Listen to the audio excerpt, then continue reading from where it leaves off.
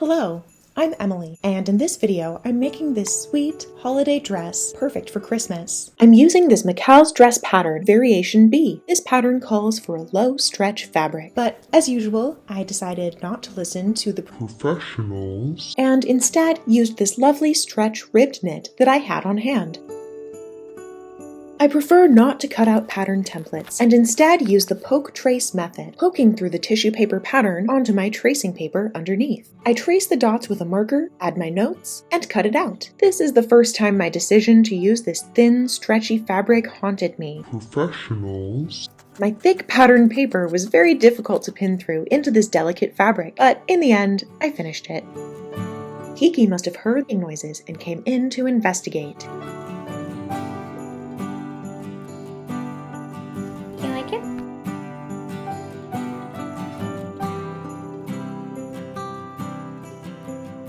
I used a basting stitch on the bodice front and back panels and gathered the top to match the length of the yoke.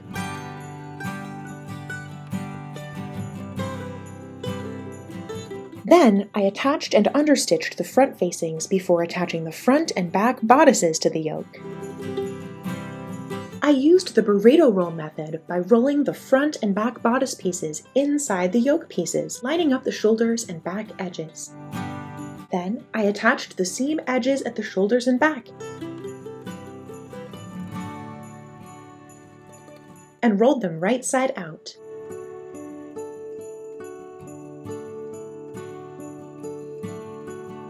I gathered the bodice front pieces to fit inside the midriff pieces and sandwiched the midriff pieces over the bodice fronts.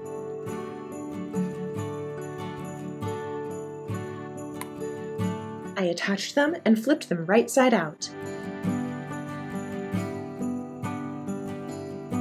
I closed the bodice at the sides, and it was time for the sleeves. I used a basting stitch on the top and bottom of the sleeves, then sewed them closed at the side.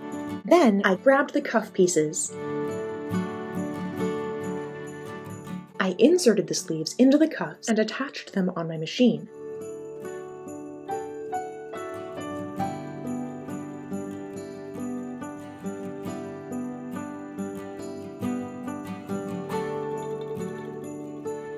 Then I folded the cuff over twice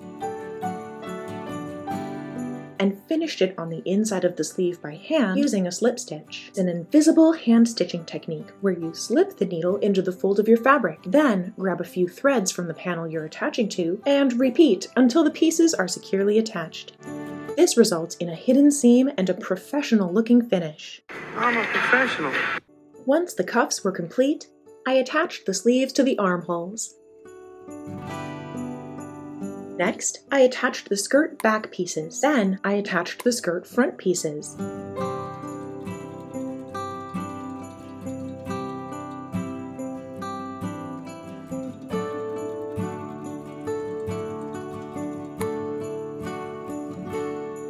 I attached the pockets, measuring carefully from the waist so the front and back pocket panels would align.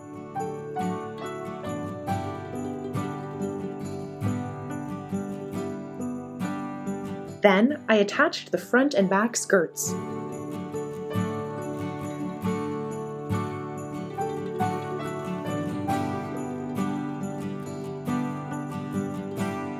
I folded in the center skirt hem to create my faux button panel.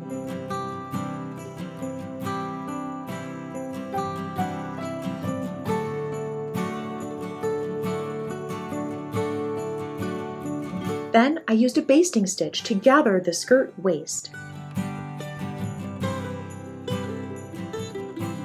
I attached the skirt to the bodice, making sure to line up the seams. Again, my choice of stretchy fabric caused some problems. It was not even close to the correct size. I deliberated on the best way to fix the sizing issue before deciding to pin in the center. I wound up with this flap of excess fabric, so I folded the flap to the inside of the dress and sewed it down. I double-checked to make sure my quality inspector didn't catch my on-the-spot adjustment. but she seemed content taking a little catnap. she's sleeping. But look at those toe beans. Ooh.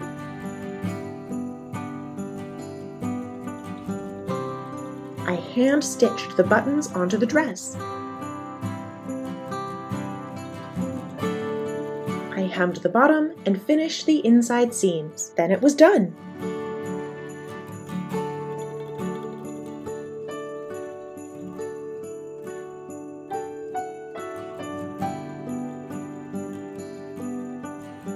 This dress is perfect for cool weather and can be worn all through winter.